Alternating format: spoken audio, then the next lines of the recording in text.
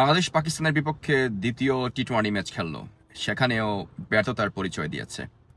লজ্জা নেই বাংলাদেশ ক্রিকেট দলের। এই দলে যারা খেলেন, স্পেশালি ক্যাপ্টেন লিটন দাস, হৃদয় থেকে শুরু করে ইমনের পারফরমেন্স, কি যে একটা অবস্থা, যাকে টি-20 স্পেশালিস্ট বলা হয়। এই শামীম পাটোয়ারিও কোনো ভালো ইনিংস খেলতে পারছেন না। আমরা কি দেখছি? আমাদের ক্রিকেটের অধঃপতন একেবারে নিম্ন স্তরে। এই মিরপুরের ওই পানি জমার মতো অবস্থা, মাঝে মাঝে ভালো থাকে আর যখন বৃষ্টি হয় তখন পুরোটাই মিরপুর ডুবে যায়। বাংলাদেশের ক্রিকেটের সবচেয়ে বড় আলোচনা যেটি এখন, সেটি হচ্ছেন যে নতুন বিসিবি সভাপতি হয়েছেন বুলবুল আহমেদ, বাংলাদেশের প্রথম টেস্ট সেঞ্চুরিয়ান, যিনি 1999 ওয়ার্ল্ড কাপের ক্যাপ্টেন ছিলেন এবং যার হাত ধরেই কিন্তু আমরা পরবর্তীতে আইসিসি টেস্ট স্ট্যাটাস পেয়েছিলাম। আফগানিস্তানের ক্রিকেটের যে বর্তমান রূপকার, তিনি হচ্ছেন আমিনুল ইসলাম বুলবুল। আইসিসির হয়ে তিনি এর পেছনে কাজ করেছেন।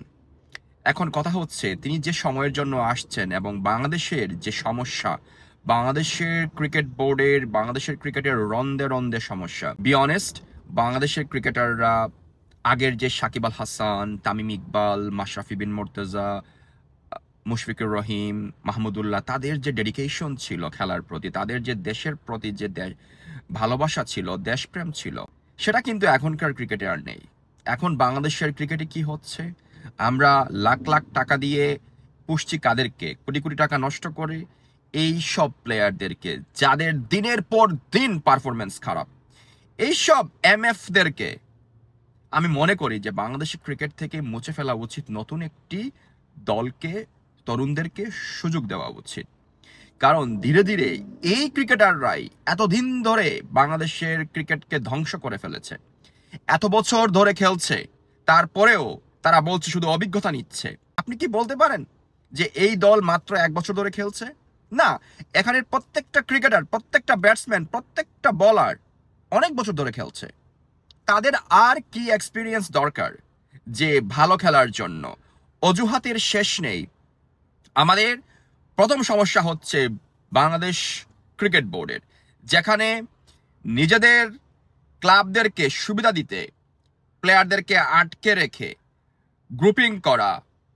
এছাড়া আমরা জানি যে বাংলাদেশের ক্রিকেটের যে ইনফ্রাস্ট্রাকচার, আমি বারবার বলে আসছি, আমি বারবার বলছি যে বাংলাদেশের অবকাঠামো ক্রিকেটের উন্নয়ন না ঘটলে কখনো ভালো ক্রিকেটার আসবে না।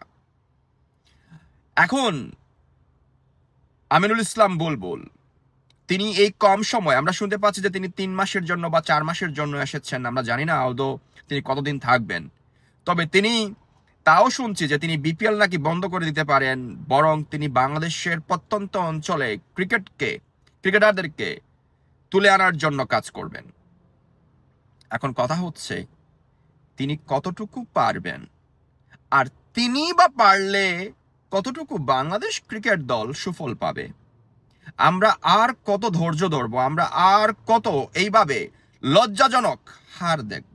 আমাদের এই ক্রিকেট দলের একজন ভালো খেললে বাকি 9 জন খারাপ খেলে, 2 জন ভালো খেললে বাকি 9 জন খারাপ খেলে। এ কি অবস্থা? একজন ভালো বোলিং করলে বাকি কেউ ভালো বোলিং করতে পারে না।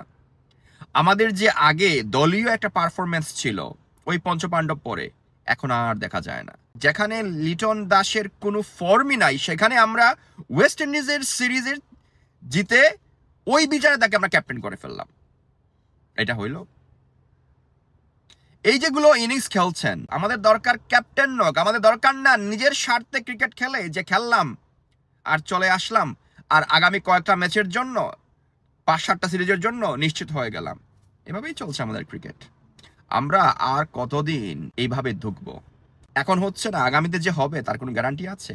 এখন দেখার বিষয় আমিনুল ইসলাম বুলবুল আমাদের যে সকলের গ্রহণযোগ্যতা নিয়ে এখন এসেছেন, তিনি কতটুকু করতে পারেন কাজ এই বিসিবি, এই বাংলাদেশ ক্রিকেটের জন্য।